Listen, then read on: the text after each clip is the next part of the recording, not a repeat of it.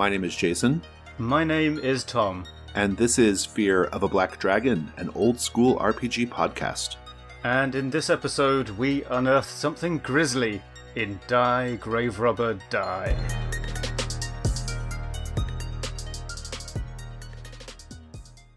Our first segment is the basic crawl. Die, Grave Robber, Die is a 28-page Gothic horror scenario for Trophy Dark. It was written by Michael Van Vliet, with illustrations by Rapid Punches, Evelyn Moreau, and AJ Summers. Layout and design are by AJ Summers. In Die, Grave Robber, Die, the characters are hunting a gang of grave robbers, or resurrectionists, that have just defiled the grave of a member of a prominent local family, a figure referred to as the Beloved in the scenario. The trail leads them to a terrible place called the Flayed House, where they will encounter various horrors constructed by the house's owner, the mysterious Dr. Galfani. The scenario ends with finding the Beloved and dealing with the aftermath of Dr. Galfani's horrible experiments. The contents of Die, Grave Robber, Die. The book starts with a section that is essentially the rules for Trophy Dark, and that's the last we will probably speak of that for now.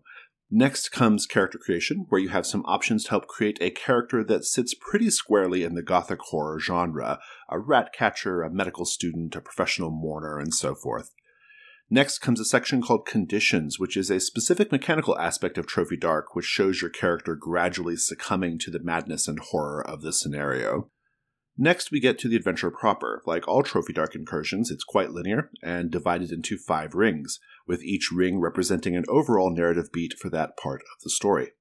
Ring 1 is an extended scene where a crowd has gathered around a defiled grave and a captured grave robber. The captured grave robber is forced to tell the crowd where his colleagues went with the beloved of the story, a person called Ash. The player characters are then pressed into service to track down the grave robbers. Ring 2 is a subterranean portion through tunnels dug by the grave robbers, which ultimately leads to the basement of the Flayed House. Ring 3 begins the exploration of the lower levels of the Flayed House. Ring 4 is the exploration of the upper levels of the Flayed House.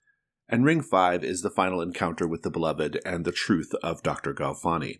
The book wraps up with a custom character sheet for this scenario. Let's talk about our bona fides with Die, Grave Robber, Die. Okay. I've run it in 2 sessions using Trophy Dark. I've run it in 1 session, also using Trophy Dark. Well, I assume it's Trophy Dark. I used whatever the rules are at the start of the scenario. Oh, it's Trophy Dark, yeah. Yeah.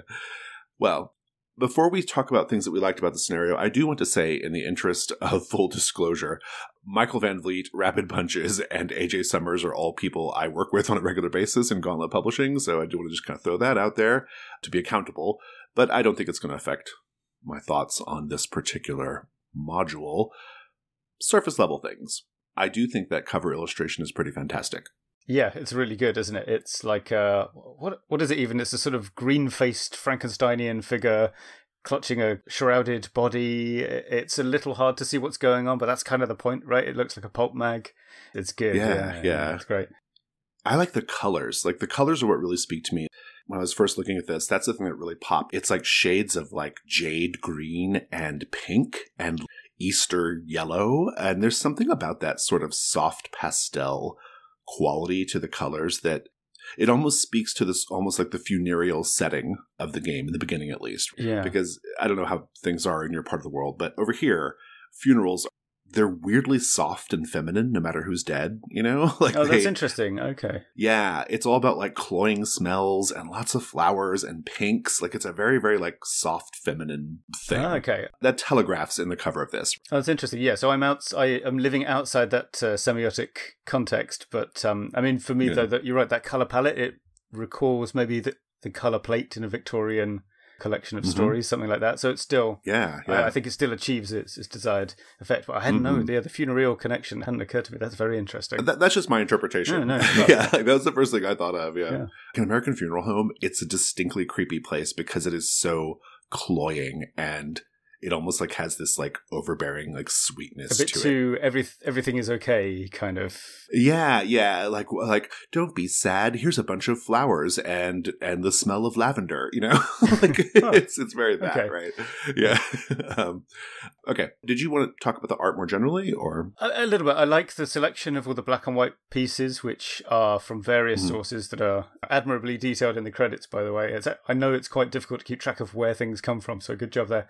And yeah, I think especially some of the selections. I won't go into too much detail here, but they just really work. They go with the text perfectly, and they just really drive home some of especially the emotional weight of some of the different revelations that you're just hitting at that point in the text when you read it and see that picture. So yeah, really good. I mean, I guess technically that's layout work as much as anything, isn't it? But it's really nicely done. Yeah. Which is being critiqued here. Yeah. So I liked about 75% of the illustration choices. A couple of them felt a little out of place to me. Yes, I think so too. But overall, I thought it was pretty good. And also, this is a pretty brief, it's a Trophy Dark incursion. It has lots of art for a Trophy Dark incursion, right? Yeah. The official ones only have one piece of art. So, yeah. So bravo for having so much more. Okay, let's get to the substance here. Yeah. At the outset, I want to say that I think this has really terrific character creation options. I love the idea that you can play an unreliable lamplighter, a hemophiliac tattoo artist who gets a skill in skin, whatever the fuck that means, and a nosmic privy shoveler. I don't even know what that means, but like I want to know. It means you can't. You got no sense of smell. Oh, okay, very good. Oh, that's great. The drives are really fun, like seeking soft hook salt and completing your ritual scarification, or convincing your cursed dagger to choose a new owner. They're really, really terrific. And I'll say in play, the drives especially basically drove our entire story. I mean, our entire story circulated and revolved around these drives, and led to lots of like really, really great moments. So yeah, character creation. I know we don't really dwell on the character creation and system aspects of these reviews, but I want to point out that they're really good here and appropriate, because if you were just to use regular Trophy Dark characters, it wouldn't be quite the right fit, because Trophy Dark is more of a dark horror fantasy game than a Gothic horror game. One of the strengths of this is it feels robustly adaptable in a way that a lot of trophy incursions maybe aren't. Like you could D&D your way through this. It's basically a smallish, scary dungeon. Could. Yeah, you could. But I think if you did do that, you'd want to grab those drives. And especially, well, we'll come to it when we talk about, I guess, Ring 1, but the opening scene is followed by a bit of character creation as well, where you create your ties to the beloved character, which is really effective as well. Yeah, the character creation, that was a good time in our group as well. And especially, I'd like to mention that slightly more than half of the group were first-time role players. I did feel compelled at one point to stop and just say, by the way, not all role-playing games are like this. Because when it was sort of the upper floor, it was getting a little extreme. But they were all like, no, this is cool. And they really enjoyed that's good. Looking through those options. I think we ended up with 3 hemophiliac tattoo artists, but whatever. And you're right, the drives I think are a bit hit and miss in our game, but that's actually to the good in terms of adaptability. If you needed the drives to make the adventure work, that wouldn't be ideal. Whereas we found that, like, I would say about half the group brought their drives in, and that created interesting things happening, and the others, like, maybe they would sort of mention it, but it didn't come up so much, and that was fine actually, because you can either be actively pursuing your drives, or you can be reacting to someone else's that you don't think are a great idea, and that's pretty good actually. Yeah. I think that's right. It just happened to be the case in my particular 2-session run of it that drives followed by conditions were the big story drivers.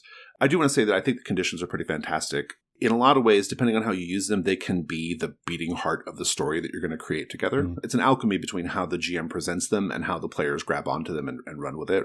We had a lot of fun with them, in particular the one that is the brother in your pocket. That's the best one. In which the character's tiny brother, a thing made of sticks, skin, and hunger, is in their pocket craving meat.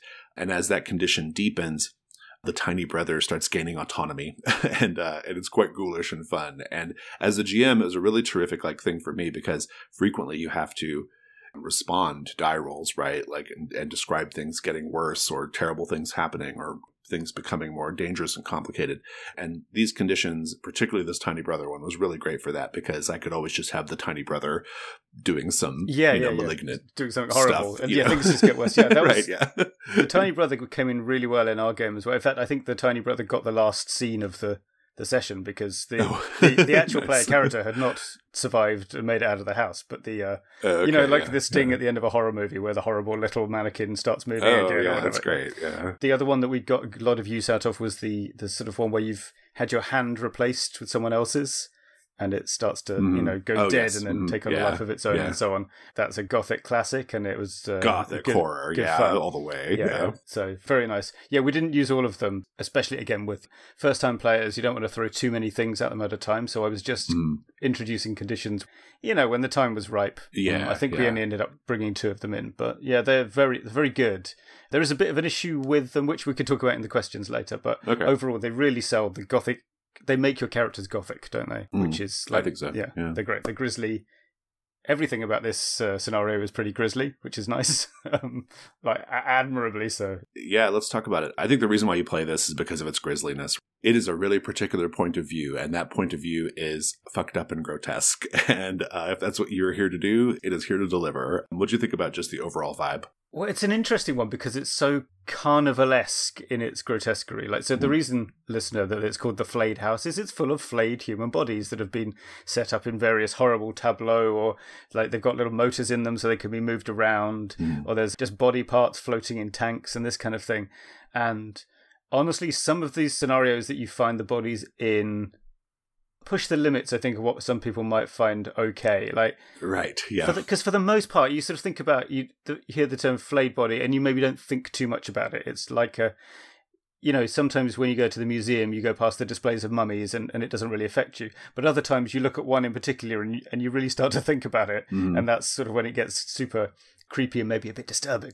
When I was running this, I think it was a place later on in the toy room, I decided, I'm just not going to read that bit out. And I said that to them because even though it's not like something that's obviously a cut above the level of this horrible stuff you've seen in the basement already, it just felt to me at that moment, and I think this is a case of reading the atmosphere at the table, it just felt to me in that moment that this would not be a good set of sentences to be reading out loud. That's really interesting, and it actually dovetails nicely with something that I wanted to say about this. So, in general, apart from maybe Jesse Ross, no one has read more Trophy Dark Incursions than me, right? And in general, they come in 2 flavors, I find. There are incursions that you are meant to have open in front of you as the GM, and you sort of pick things from in the moment as needed, kind of playing it by ear and focusing on the collaboration. That's how we set up the core Trophy Dark book. Jesse does what he calls the dashboard layout, so that when you have the book open to 2 pages, there's plenty of stuff neatly divided for you to grab and play with at any given time. That's how I think Jesse intends for it to go. But there is this other flavor of incursion, I find, where it's not so much about reacting in the moment, it's more about reading it in its entirety and internalizing what this situation is about. And because Trophy Dark Incursions are fairly slim, you can do that. And I think that Michael tends to operate in that space. This is most effective when you read the entire thing, consider all of its implications and what it means for, because Michael literally dissects the idea of a flayed body and what that means in all these various gruesome contexts. And I think you internalize that, and then you still use it as an at the table resource. But the more important thing, I think, is to sort of just get into its mood and its details and what it wants to kind of be doing, almost at a thematic level. I think that's the best approach here. Some of the individual details are so gruesome, but if you have sort of internalized it and made it part of your little personal sort of mental GMing repertoire, you can kind of shape it and deliver it in a way that it makes sense in the moment, that it doesn't come off as just edgy horror. As a general matter, this incursion is squarely in the realm of Gothic horror, but with this particular emphasis on body horror and the grotesque, which is maybe not Gothic horror, it sort of adds those elements, which I think is interesting. It's, as you've noted, it's a very mechanical sort of grotesquerie, strange machines, bloody devices, ghoulish automatons, that kind of thing. It has the feeling of a particularly terrifying haunted house attraction that you're moving through. I know we're going to talk a little bit during the questions about linearity, and I'm anxious to have that conversation. But just right now, in terms of talking about things we liked, I felt very inspired by this. Oh, yeah. And I think one of the things about the linearity is that when you have a goal in a scenario, that's what tends to create your starting point and point B the end goal. So that is going to create a feeling perhaps of linearity. But what this incursion does really well, or perhaps just by dint of it being set in a scary mansion, is there's lots of physical space around the locations that are detailed inside the dungeon itself. So basically it's kind of a 7-room dungeon. And so actually, wait, it might be exactly 7 rooms, in fact. A lot of the time there's a bit of an issue with this design of things, especially can be trophy incursions, can be just other smaller scenarios for any game, where you have a bit of a problem because the decision space you're in is, do we keep going further in or not? And that can be interesting, but if the competing tensions are, do we keep going in a way that feels kind of inauthentic, or do we stop and then not be doing the adventure anymore? That's not a fun decision to be making. Whereas we found that just the physical space that's sort of off the map meant there was lots of opportunity for people to consider going back, or to consider taking a right turn and leaving the rest of the party and going and pursuing their own goals. Interesting. And one PC did do that. He was just like, I think they got up to past the library and he was at Ruin 5. He was just going, okay, screw this. I'm going to go do something else. Yeah. Narratively, he had just decided he was going to go and look for the bodies of his parents, which he was pretty sure had been brought to the house, and that became his plot line. Yeah. And eventually he, kind of came back and met up with the rest of the party. But the fact that that was a decision he could make, and it wasn't like just going into a tomb with no branching passages, that makes it, that does make it very different. And of course it means that everyone has lots of opportunities to imagine different places that could be in the house and they could find on the way. It's really good that way. I think as well, the sort of the rings format tends to work best if they're either different physical locations or if they're different stages in time, and they feel forced and like linear if you combine the two. So it's like, ring 1, you're in the town and it's the morning, and ring 2, it's the afternoon and you're somewhere else. And that's where you start going, whoa, hang on, I didn't agree to this. But if you're just operating on one plane, then it works really well. And in this case, it's all locations. Like theoretically, you could spend days of in-game time in the house. I mean, I wouldn't want to, but you could. Yeah. So No, definitely not. So yeah, it's really good like that. Yeah, but what are your thoughts on the pacing, maybe, or the sense of place and the structure of this incursion? What's your sort of feedback on it? So I took 2 sessions for it instead of 1. In recent years, I've really become quite a convert to the 2-session Trophy Dark incursion versus the 1 shot. That extra couple of hours of playtime just really gives you lots of space to let the characters breathe and get to know each other a bit and to get to know the space a bit. And so I love to end a session on a big cliffhanger, and this incursion is nothing but cliffhangers. There's like so many places to put a cliffhanger. And so when I'm running a Gothic horror thing especially, I want these high drama moments. But those high drama, high intensity moments only come off if you have the slow burn that follows first, right? So you have to kind of like build up to it. I would always run this in 2 sessions for that very reason, so that you can kind of have that build and then the explosion of the intensity, and then you kind of go back down and build again, till you get to ring 5. I find that works great for Trophy Dark in general. Whereas in a one-shot, you definitely have to be on this steady escalation that doesn't have the peaks and valleys in terms of like the emotion and the drama. And so I don't know if that answers your question, but that's my thinking on it. I did have a note about that. My note specifically says, what is this? It references the Pixies. Yeah, good escalation in the manner of the Pixies. Loud, quiet, loud. I think you still feel it in the one shot, but you're right. Like I mentioned that the drives didn't come out that much. I think in 2 sessions you would have more time. They definitely when you're having that calm period in the library before the scary thing shows up. Right. Maybe other points as well, because you're not under physical threat for most of this incursion. No. You feel like you are, but but you're not. Yeah, I think it does have those moments of not rest but quiet. It does work very well in that way, and the same kind of goes for the intensity of the grisliness.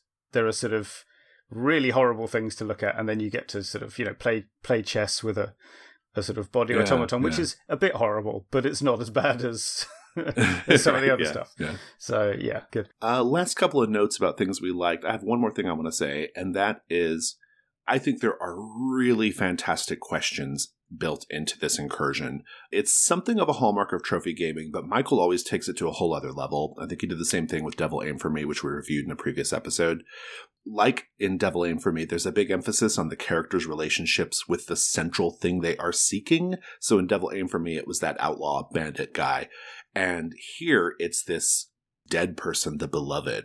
And the questions are so good, and they automatically like hook you into the story, which I think is great. I have a couple of examples here. You pose this to a single player, essentially. The beloved died tragically young, still beautiful. Looking at them, one was torn between wanting to be around them or wanting to be them. Love that. The questions are, what about their features was most charming, and what prevented you from ever speaking to them in life? The answering of that question, or those two questions, fills in so much of the setting. It takes what was kind of a fuzzy, non-existent setting and suddenly creates setting, because the player has to tell you how their character figured into the greater society of this setting. They have to talk about this central character and what their whole deal is. Another player gets asked, the beloved died surrounded by loved ones. Their room was dark and their bed was soft. How was it that you were allowed entrance to this place of soft breaths and long hours? What memento did you pocket so you'd remember what it was like, the waiting in darkness? Just the answering of these questions builds out the world in a way that neither the GM nor the incursion writer can foresee, and I think that's the beauty of it. And so I just want to throw out the particular emphasis on questions in this, which is throughout the entire thing, is quite good. Yeah, agreed. Anything else you want to say about things you like? No, I think good for this section. Well, let's go to questions then. So you have a few. What's I've got a couple. Let's talk about linear things. So this came up in the game. There's a bit just before the final confrontation room where there are basically 3 rooms in a row, right? Is it the sewing room, the toy room, and the something else room? Right. And when we did it, at one point, someone had misunderstood the description, and they thought it was an option to kind of go through any one of the 3 rooms, like sort of 3 in parallel rather than 3 in a line. Yeah. And of course we didn't do that because immediately everyone, and I was thinking, oh, actually that's pretty good. But the other players went, no, they're all in a row. And I thought, okay, fine.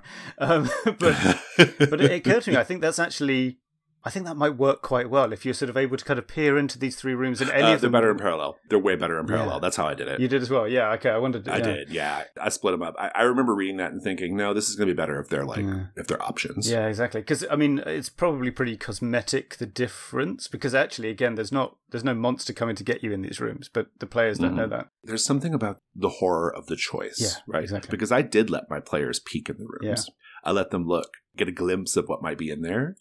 And then I just left it to them. Yeah. And they all split up, which is great. Perfect. Yeah, so we got to do all of them because they all split up, which is wonderful.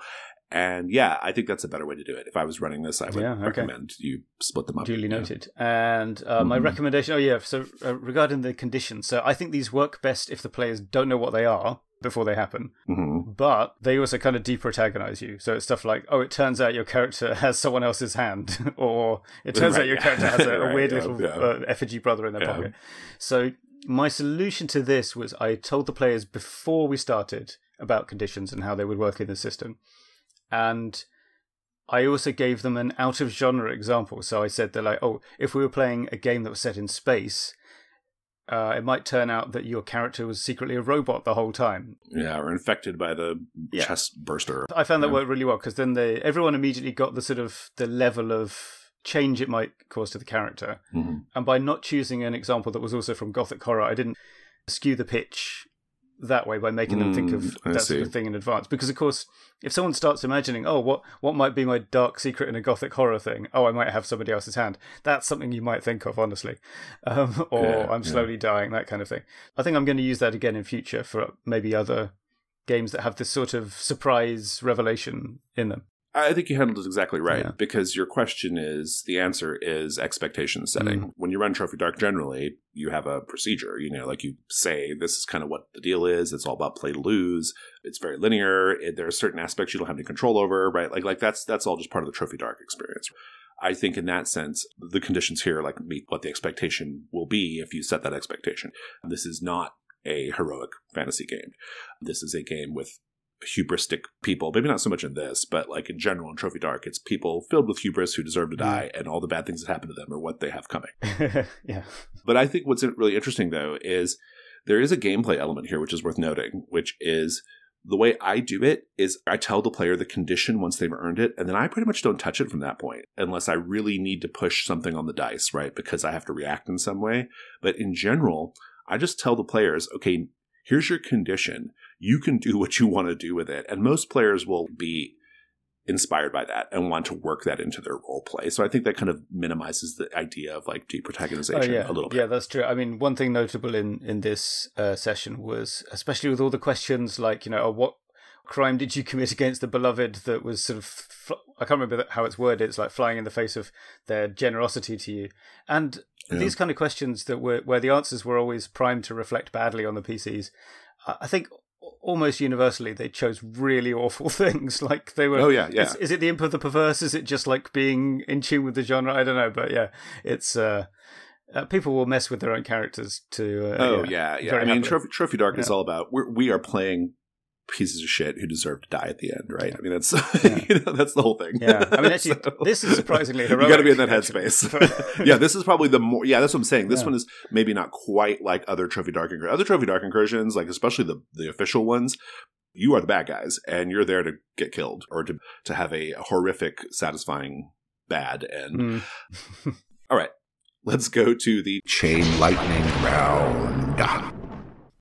Tom. The text of the scenario is initially evasive about the beloved during all the questions, whose body has been stolen, until it says, "The beloved's name was Ash, like the taste in your mouth." A little descriptive bit. A jar contains a rooster vertically bisected with human teeth implanted in the comb on its head. Oh, Dr. Galfani. A dead rat, eyes gone, ribs showing. Its legs wiggle as if it's trying to right itself. An illusion caused by squirming maggots pushing the limbs from below. One of the characters in the flayed house is the docent. In a glass case, a pair of blackened lungs float in a preservative fluid. Wires run through the fluid, giving off soft blue sparks. The lungs twitch as if still struggling to breathe. In front of the display, an ornate ashtray of jade and a silver box containing hand-rolled cigarettes. When someone gets close enough, a buzzing voice says, "Got a light?"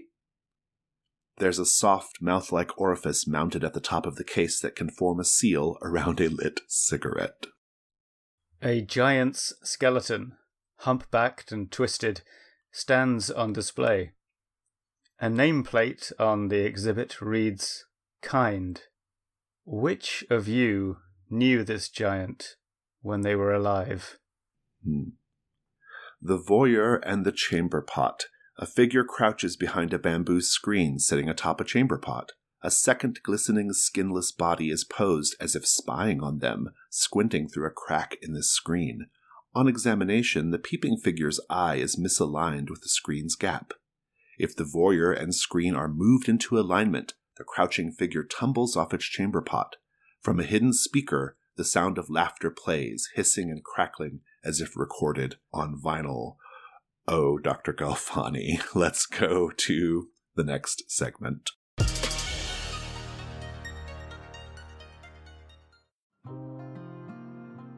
Hi, listeners. Jason here. If you're enjoying this podcast, you should support it on Patreon. We here at The Gauntlet love making these shows, but there are a lot of costs associated with making them, and we depend on your Patreon support to cover those costs. A monthly $2 pledge doesn't seem like much, but it goes a long way towards us being able to make these podcasts. And if you pledge $6, you get early access to all the releases coming out of Gauntlet Publishing. At any given time, our Patreon feed has scenarios and playbooks for The Between, new mysteries for Brindlewood Bay, incursions for Trophy Dark and Trophy Gold, and more. $6 patrons also get early access to our big standalone game releases. We have 4 big games coming in 2023. Arkham Herald, Public Access, The Silt vs. RPG, and Moonlight Vale. And you'll get them early and at the best possible price if you make that $6 pledge. Remember, we can't do any of this without you, so head over to patreon.com/gauntlet and pledge today. Thanks. It's the Expert Delve, and today we are talking about Gothic horror in gaming. I do want to say at the very outset, Our other episode about the Ghost of Mistmore is a great companion, I think, to this discussion, because a lot of the things that we talked about in the Ghost of Mistmore Expert Delve about ghost stories are very, very applicable to this Gothic horror discussion. But with that out of the way, I do think we have some new things to say here. What is your general thinking on the Gothic horror genre? I don't want to spend a whole lot of time defining Gothic horror here. We agreed before starting this recording that other longer-winded podcasts have already covered defining Gothic literature and so on. But we could cover the basics. Well, I think and also right? the pillars that we need to hit if we are going to do it in a game context as well. So I think there are 3. Wait, I'm not sure how many notes I wrote down. I've identified 3. Okay, I've got 3. So a fear-laden atmosphere or environment. That was not one of mine, but okay. Yeah. That's interesting. All right. Maybe 4. Maybe it's a Venn diagram. We'll figure it out in a second. Yeah, we'll see. The threat of the supernatural. Okay. The past haunting the present. That's one of mine. And big emotions. Okay, so you had 4 there. That's 4, yeah. I must have. Yeah. Maybe there's like 6 or 7 in total, listeners. Okay, the ones I picked were the touchstones, the pillars, if you will. The past haunting the present. I feel like that's the key one. Yep. To me, that is what Gothic horror is all about. The second, this probably speaks to one of yours, the sense of place, in particular, the gloomy environment and architecture. Gothic comes from, it's named because of Gothic architecture. And I agree with big drama, big characterization, big character moments. That is the almost melodrama. So I think we basically agree on the rough parameters here. I actually think it is one of the great tragedies of gaming history that the default literary genre for tabletop role-playing games is fantasy adventure. Because, in my opinion, Gothic horror is much better suited to the strengths of the role-playing game medium. And when I say strengths of the medium, I don't mean grid maps and miniatures and dice rolling. Those things are all accidents of history, in my opinion. When I say strengths of the medium, I mean collaborative storytelling. And so for me, when I think about Gothic horror in the gaming context, I think the touchstone idea for me is this idea of collaborative storytelling. For me, that's where the conversation focuses. A Gothic horror story is a ghost story, and ghost stories are best told sort of in the round, right? Like sitting by a fire, enjoying a hot drink, going back and forth, building on each other's tail, and creeping each other out, right? Like that, to me, is what it's about. I've talked a lot about how the way role-playing games are today is kind of an accident. Like, I don't think this is how they had to be. And you're right, and it's so interesting. Yeah, I think the Gothic is such a broad genre as well, in a way that, like, if you think about Western fantasy as we perceive it today, is kind of based on one book or one trilogy of books that had a really outsized influence at a certain point in time. But if this game had been invented like maybe 10, 20 years earlier, you'd be right in the middle of, Hammer Horror and Universal Monster Pictures. Haunting of Hill House, Universal Monsters. Yeah, it'd be all that. I agree. And it's this genre that encompasses things that are genuinely chilling, that has melodrama, actual melodrama in it, but also can be comical as well. It's a broad aesthetic that encompasses lots of things. And it's something that is actually kind of mainstream popular. Yes, I know fantasy stuff's popular now, but man, imagine how much Dungeons and Dragons could have sold if it had been based on something that people actually really, really liked. Yeah. In the 70s, right? In the 70s, yeah. I'm glad we agree that there's a certain accident of history aspect to the hobby, because I'm being a little tongue-in-cheek about it, but I actually do believe it too. Unfortunately, or maybe fortunately, depending on how you view it, I'm going to say regrettably for me, we are stuck with fantasy adventure because the hobby originated out of wargaming and the desire to staple Lord of the Rings onto that. And so the question for me is, like, how do we introduce elements of Gothic horror into that type of gaming? I think that's where I want to go with this conversation. Yeah. Obviously, you can go pick up a Gothic horror role-playing game that's just in that genre. I'll recommend my own game, The Between, and you can do that and have that great experience, and it's going to be fantastic. But the more interesting question to me, and perhaps for listeners of this show, is how do we put Gothic horror elements into this fantasy adventuring context, right? Maybe as a one-off, or maybe a whole campaign with that vibe. And it could be as simple as like picking a module like The Ghost of Mistmore that really, really delivers on that premise in that genre. But I think there are other things you can do just as a general matter if you're writing or creating or building up a session or a campaign to get that. So why don't we kick off with that? All right. So the past haunting the present. Yeah, I think that is the main one to talk about, because that is the one that is the most... Yeah. Like, all of the others are quite disposable in a way, but the past haunting the present is the core one that you want to have. Like, it's the one that's present even from the beginning of the genre. Like, Castle of Otranto. Mm-hmm. That's all about heredity, and there's a whole thing with a prophesied curse that, to be honest, it's not a novel that hangs together terribly well, but there's some business with that in it. Yeah, so that can be a haunting in the literal ghostly sense, but more often it isn't. Right. It's people. Frequently is. Frequently is, but equally it's often things like, who's that Batman villain who's Mr. Mr. Freeze, the one whose wife is cryogenically frozen. He's the Gothic one in Batman. He's like constantly trying to undo what's happened in the past, and of course it's a terrible obsession. You have these characters who are, and almost everyone in a Gothic novel will have some kind of weird obsession with something from the past that they can't really undo, but they're still desperately reaching for in some way, except for Lucy Westenra, who has no idea what's going on. You're right. It's frequently literal hauntings, or it can be a more figurative thing where a character is being haunted by their bad decisions, or some bad decision that was made in their family, and they're having to like deal with it. You see that past haunting the present in like the Bronte sisters novels, right? Southern like, Gothic as well kind of has...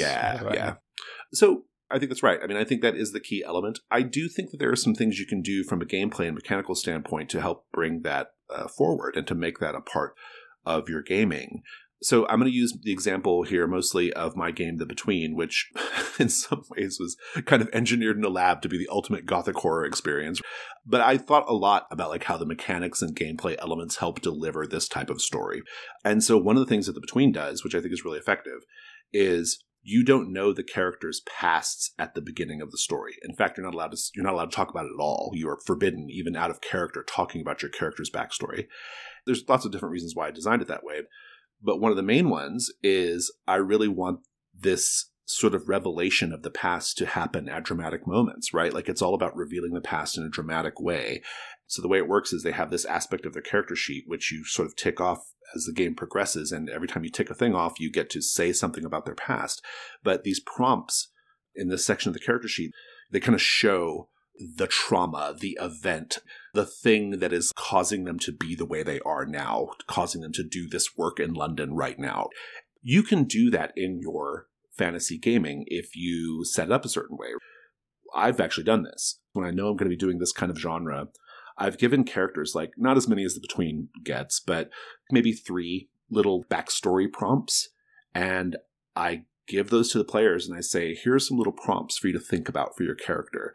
And at certain points in the story, I'm going to have you answer this prompt, answer this question to reveal your character's backstory.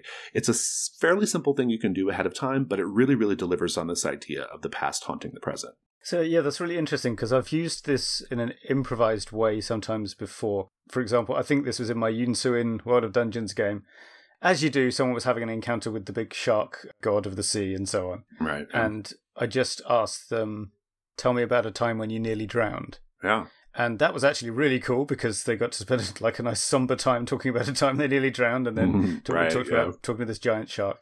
But I hadn't considered, this idea of having them prepped in advance so you have some time to think about them in off moments when you're the player. That's really good. Yeah. And also, I think if it was a less Gothic game, so not The Between, you don't want to have it quite as intricately mapped out. Yeah, just 3 or 4 on the character sheet sounds perfect. Just a few is enough. Because in the fantasy context, this might be your Gothic horror side quest, right? It may not be the whole campaign, right?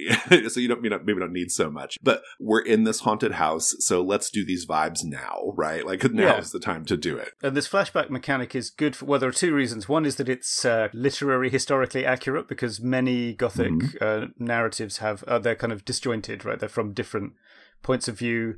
Dracula is all people writing letters to each other about various terrible things that have happened while the others have been away in Bratislava or what have you.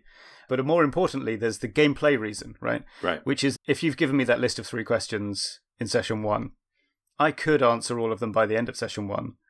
But then there's nothing else to do. I've just front-loaded all the fun revelations. Yeah. So by spacing them out, that's what. And of course, that means you're probably sitting on something, your third juiciest revelation. You get to have the fun of having that secret for quite a long time before anyone else at the table finds it out. So that's really good. Well, and I think there's a related point here, which is how do you trigger the revelation? To have like key temporal moments, like when certain parts of the narrative happen, that's when you all talk about your past. So if you look at the Ghost of Mistmore is really interesting structurally because It's not the physical space that's important in the Ghost of Mistmore. It's the time. It's the early evening. It's the midnight. It's the early morning. If I was running the Ghost of Mistmore and I wanted to do this technique of like character backstory being revealed in flashback, I would tie it to those passages of time. I would say, okay, the early evening is over. You're all huddled up by the fireplace trying to figure out what the hell's going on in this house. Tell us about your past a little bit. Like, why are you here? Or whatever your little prompt is. Like, go ahead and do it. And players will naturally ease into that storytelling mode, whether their characters are like literally telling a story about their past or whether they as players are just sort of out of character doing flashbacks. It all has the same feeling. And I think that's an important thing. How it gets revealed, you have to have kind of like a mechanism, right, of some sort. For the Gothic horror genre, a sort of time-based mechanism is really good. Or it could be spatial in the sense of like whenever your characters reach the basement, now we talk about. Yeah. You could pick some opposite places and times. Precisely. Yeah. That is my suggestion for like introducing this idea of the past haunting the present. Obviously, when you're creating your actual scenario, you can also build those themes into it, right? The Ghost of Mistmore is a great example. But in terms of having it be a more character-focused inquiry, I think that's the way you do it. Okay. Sense of place. Why do you lead off on this one? Mine's sort of more about the social environment in a way. So maybe let's talk buildings and places, yeah. That sense of place, I think, is pretty important in Gothic horror. It's usually defined by the architecture, hence Gothic, as I've noted. But any setting that is suitably gloomy with an implied history will do. Yeah. I think the set dressing is important. The look and feel, the aesthetics of the place and how you describe it is really, really important. But in the context of Gothic fiction, I think the even more important thing is, what does this place represent? Because the reason why the focus on Gothic architecture in this literary tradition is because it harkens to the past. Yeah, in the 1700s, Gothic architecture just meant really Right. old. And kind of... Really old, right, precisely. Dark Yeah. secrets. And so it's this idea of the past, but also it's the idea of things that are hidden. When we talk about Wuthering Heights and the Misty Moors, it's this idea of what's in the basement or what's in the attic. Yes, there is an attic. Yes, there are noises happening in the attic, but the real question is, what does the attic represent and who is in the attic, right? And what does it all mean for the history of the place and the story? So it's all about ideas. I think you probably know where I'm going with this. I think the paint the scene technique is really, really great for not just doing set dressing, which is a big part of it, but also exploring ideas. People frequently get this wrong about paint the scene. Paint the scene is not like, tell me, what do you see? It's tell me, what do you see that makes you think this, right? Like, what do you see that represents this idea? Yeah. And it's expressing the character as well. Yeah. What is it your character would notice that tells them somebody died here? This kind of thing. Yeah. Well, that's an interesting shading of it for sure. Because I sometimes do paint the scene both out of character and in character. It kind of depends on what point you're trying to make, essentially, in the scene. But the idea is the same. Like, it's this idea of, let's talk about what this place looks like, but importantly, what does it tell us about this place? And that feels very, very important for Gothic horror fiction. A genre where the house, the big old house, is a character in the story. The misty country landscape, that is a character in the story in its way. So yeah, paint the scene. We've talked about paint the scene a lot on this show, so I'm not going to go into all that. But it is true, because I think the architecture is important, and maybe when you first hear about it, you'll think, oh, well, that's just like a aesthetic traffic. But it's not. Even if the architecture is not literally Gothic, right, it does have to be gloomy and oppressive. So, for example, I could have a Gothic scene right now if I go outside at night time and I walk across the courtyard. It's pretty chilly today. The wind's blowing. There are tower blocks from the estate overhead. That's your World of Darkness, Gothic punk milieu. In a way that, for example, a sunny day in the back garden having a barbecue with your family and friends, that is not Gothic. Right, yeah. So the surroundings do have to be... It could be a type of horror, but maybe not. Yeah, but not Gothic horror. But they have to be kind of towering over the characters. The characters are dwarfed by their surroundings. That's part of what creates that Gothic atmosphere. You know, they're dwarfed by history. By history, by the surroundings, exactly. And by their own obsessions and weird emotional drives. Exactly, right. Yeah. My advice is just learn the paint the scene technique. It's really, really effective for this type of genre exploration, in my opinion. In the interest of time, I think we should move on to big characters and big drama and big characterizations. Well, first of all, give an example of what we mean. Like when we say big characters, like what is the idea? So here? A big character. Well, let's talk about maybe currently most famous Gothic character, Dracula. Okay, so Right. this is a guy who has lots of big plans that are not very practical. He appears to be driven by weird, savage passions that don't make any sense to anyone except him from hundreds of years ago. It's camp as fuck. Such a Exactly, and camp it is character. camp, Yeah. and this is where the tricky part comes in, right? Because you can have comedy, you can have Gothic comedy horror. That is definitely a thing that works. But if you don't want it, you've got to be super careful with how you bring in these Gothic emotional characters. Or like if you think about, man, what's another good example? Well, let's use Batman again, actually, because he's got this. Yeah, sure. He's wasted his family fortune on dressing up as a bat and inventing loads of gadgets to essentially get revenge on the guy that killed his parents. But that's never going to work. So he's, because that guy's gone. That's the moment has passed. Yeah. So instead, he just beats up poor people. Exactly, he just beats up poor people instead. It just sort of gets raised in the Batman, interestingly. The thing is, you can't have Gothic without these big emotions, these big forbidden romances or desperate yearning to resurrect the dead. But you also need to be careful about how you introduce them. One option is that you just go big immediately, like the Castle of Otranto, which starts with a bridegroom being crushed by a massive helmet on the day of his wedding. I guess that's the equivalent of just turning on the cold shower really fast so you're stunned and you can't really feel what's going on afterwards. But that's full-on melodrama at that point. It's probably worth observing that when this literature was contemporaneous, when it was being released, it was truly for entertainment. This was the entertainment of the era. It didn't have a century or two of like literary critique and analysis behind it. So you can kind of understand like why it has this melodrama to it. Oh, yeah. But I think if you look at, well, the Brontes and stuff, they still got these very melodramatic emotions, but they sell it to you. And the way they do that is similar to how a successful farce comedy works. And that is where a good farce is that it gradually escalates. So it'll bring in things that strain suspension of disbelief a little bit, but only one at a time, right? And it just about makes sense, and you keep going with it. But then, like, by the end of something like, say, Twelfth Night, if someone were to come in at the last scene and ask you to explain who's that guy and why is he dressed like that and who's in love with whom, and you were to explain it, you would sound like an idiot for having believed that this was reasonable all the way through.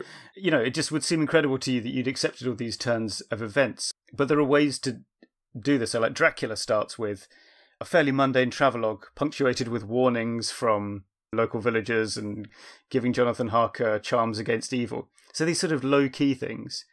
And it's a while before we get, oh, he's a vampire, by the way. That doesn't come out straight away. And when it does come along, you then kind of subside to the normal again. And you don't hear about the weird supernatural stuff for a while until Van Helsing, punctuate things so that you're not having to swallow too much at one time. And so my reference for this is the animated children's movie Turbo, which is... I'm dying to hear this. Yeah, this is great, right? So, and it starts small, right? For a cartoon movie, the first thing you learn is that snails... have opinions about things and can understand English, apparently, and work together to collect fruit from the garden. Like, okay, fine. It's an animated movie and the main character's a snail. No worries. The big leap is when the main snail gets super speed after being sucked through the nitrous oxide part of a car. And then that's the bit where you either reject or accept the premise. And if you're still watching after that, it just gradually builds up until by the end it seems completely natural that a snail would want to and be permitted to compete in the Indy 500. Like, you're along for the ride. It's done. It's a surprisingly okay film, everyone. And that's kind of what you got to do with your tragic love stories and like all this stuff. You got to go big occasionally and then let it simmer for a while to let everybody get used to it, and then bring in the next thing, which is that vampires can be killed by having... I mean, think about how insane that sounded in the 1800s. So to get rid of this monster, you drive wood into its heart and or chop its head off. Like, what? That's okay. Fine. It can become like quite arch or funny if you're not careful, right? Yeah. I don't think the only solution is to almost literally give yourself a timer. Maybe just take notes of like how many. Limit yourself to one big emotional revelation per episode, something like that. Choose a timetable for yourself and then try and stick to it. I think that's the way. Yeah. Is there anything else you want to say about injecting Gothic horror into your gaming? No, I think I'd better not. I'm sure I do. Okay. But let's we could go for a while. Yeah, let's just cut it there. All right, let's go to the next segment. All right. It's the companion adventures. Is this our first companion adventures with a content warning? Sure, maybe. I just want to say, before anyone goes, like, reading through Gothic literature and so on through the archives, be prepared for literary Gothic horror being kind of foundationally a whole lot of ethnic, class-based and religious bigotry, often as the subtext, frequently just as the text. And, yeah, you know, go cautiously. I mean, I was about to say especially the early stuff, but frankly, just go cautiously. I agree completely. With that in mind, on that jolly note, Jason, what do you got for companion adventures? I've got books today. I have recommended this book, I don't think on this show. I think on one of my other shows, possibly. But it's Mexican Gothic, which is a book from 2020. Really excellent book. I read it last year, and it was like in my top 5 books that I read last year. It basically takes the classic English country manor Gothic setting and teleports it to Mexico, Brits and all. like it's also British people. It is literally an English country manor in Mexico. There's a historical reason why that's the case. It's a great spin on the formula. I recommend it. It's a really terrific book. My second recommendation is a book called Leech, which came out last year. And it was the last book I read in 2022, and I really enjoyed it. I don't want to say too much about it. I'll give you the basic premise, though. It is a fantasy world. It doesn't take place in our world, but it is very much a Gothic fantasy world. It's kind of steampunk as well, which is not unusual because, like, Victoriana, it all kind of like blends together a lot of times in fiction. The main character is all doctors. So there's a leech that is inside bodies. And that leech shares consciousness with all the other leeches, and they are collectively all the doctors of the world. So the doctor is all the doctors, and they know what all the doctors are doing at all times. But there's a mystery that unfurls related to this one particular doctor who is all doctors, and it's great though. But just in terms of like gloomy environment, gloomy atmosphere, the past haunting the present, it's got all the Gothic horror tropes, and it's a really interesting fantasy twist on the genre.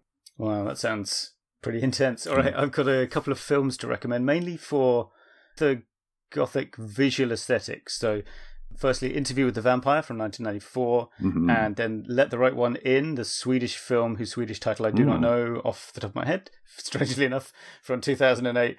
And in both these cases, I sort of want to highlight these as showing Gothic visuals without actually being in the classic, you know, European, literally Gothic architecture tradition. Interview with the Vampire, you've got the Louisiana bits with a lot of Southern Gothic look to it, and then back in Paris. Also, a lot of big emotions in Interview with the Vampire. That's one way of putting it. Yeah. Less so in Let the Right One In, which is a little more restrained. But again, it's this sort of the way things like, is it a swimming pool is in a key scene in there, I think, and the buildings around there. So just showing, in some ways, it's the way you present a location or a building rather than what it necessarily looks like. And speaking of a building, my TV recommendation is is it Netflix miniseries The Watcher, which has a lot of Gothic things in it. Yeah. So it's definitely about the past haunting the present. So another thing that we sort of skipped lightly over at the start of the Expert Delve is that a big theme in a lot of Gothic stories is the threat of the supernatural, and often by the end of the story, especially in the 1800s novels, it'll either turn out to be all just secret passages and there wasn't really a ghost, or it'll turn out there might be secret passages, but it is a ghost. That kind of thing. And that shows up in this. There's a lot of talk about secret passageways and people having lived in the house before, and horrible murders that happened, and is there a blood cult or not?